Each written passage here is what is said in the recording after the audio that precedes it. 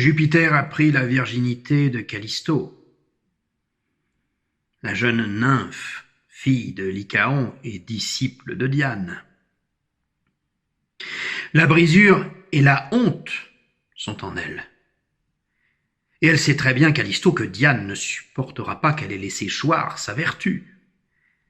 Elle sait, Callisto, qu'elle ne pourra plus vivre, ou plus vraiment. Elle est là encore allongée, dans l'herbe, encore dans le souvenir des coups de boutoir furieux du dieu qui n'aime pas le printemps.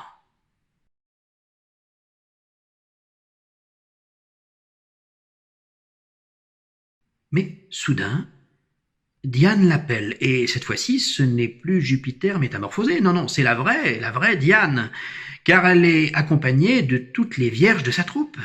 Alors Callisto se lève. Callisto la suit, le rouge au front. Car elle sait, Callisto, que son ventre lui pousse et Diane la chassera. Et son ventre lui pousse. Callisto ne colle plus sa déesse, non, elle a cessé la lèche. De la corde, elle se tient aux dernières. Après 10 lunes de chasses effrénées, Diane et sa cohorte arrivent au bord d'une rivière. Ah, c'est la rivière que Diane espérait. Dérobée au regard, elle présente aussi un taux de nitrate, de phosphate, de phtalate et de bisphénol presque insignifiant. À la bonne heure, se dit Diane. On a failli attendre. Allez hop, décrassage obligatoire. Mais alors que les nymphes, secouant leur lourde chevelure, se dégrafent en riant, Callisto se tient en retrait en se tordant les mains. Voilà qui excède Diane, pour qui un bon bain tous les 9 mois n'est tout de même pas la mer à boire. Dans un geste d'impatience, elle arrache la tunique de Callisto, dont les 2 mains fines ne suffisent pas à protéger le beau ventre rose et rond. Alors, le calme a fui ces bois. Les ablettes ont pris la poudre d'escampette, les truites ont pris la fuite, les brèmes sont devenues blêmes. Et Callisto a été chassé de la troupe. La voilà qui erre dans la forêt.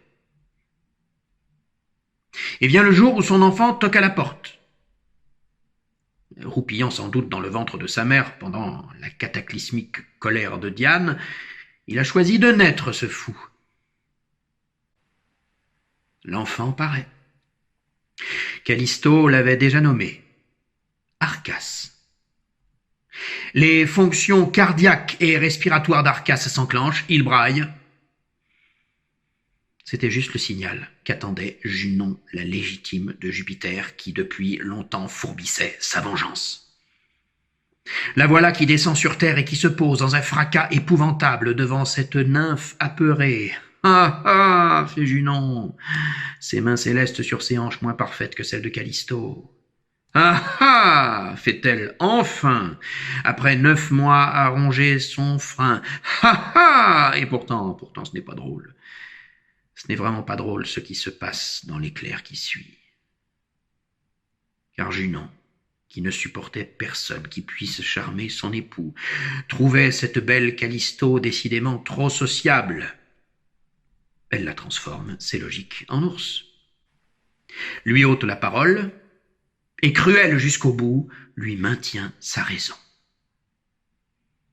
Quelle est donc la grâce devenue ? Un plantigrade, dont l'âme effrayée est prisonnière d'un corps velu. Callisto part pour une longue et souffrante errance, sans son enfant.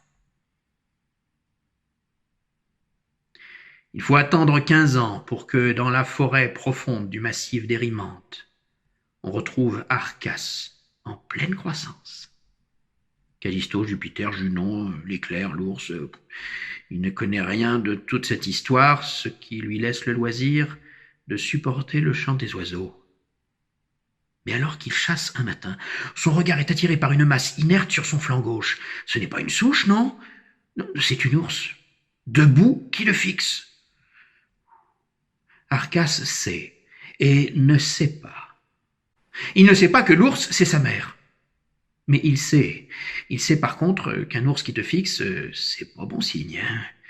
Certes, cet ours ne plie pas ses oreilles en arrière, certes, cet ours ne tape pas sur le sol, ni ne claque des dents, mais bon, il convient de partir, hein, sans courir, parce que l'ours court plus vite que toi. Alors c'est ce qu'Arcas fait. Mais l'ours le suit. Pas après pas. C'est que Callisto est presque certaine que son fils est là, dans ce beau garçon robuste. Insensiblement, elle se rapproche. Que peut faire Arcas sinon sortir un long couteau pour percer le flanc de l'inquiétante bête? Mais trop, c'est trop. Jupiter sort de son coma marmoréen et pour éviter l'atroce parricide, saisit Callisto et Arcas dans une immense main invisible qui les projette tous les deux au ciel, où ils sont devenus pour la plus grande rage de Junon deux constellations, la grande ours et la petite ours. C'est ainsi que Jupiter a réussi à faire taire cette casserole qu'il avait au derrière.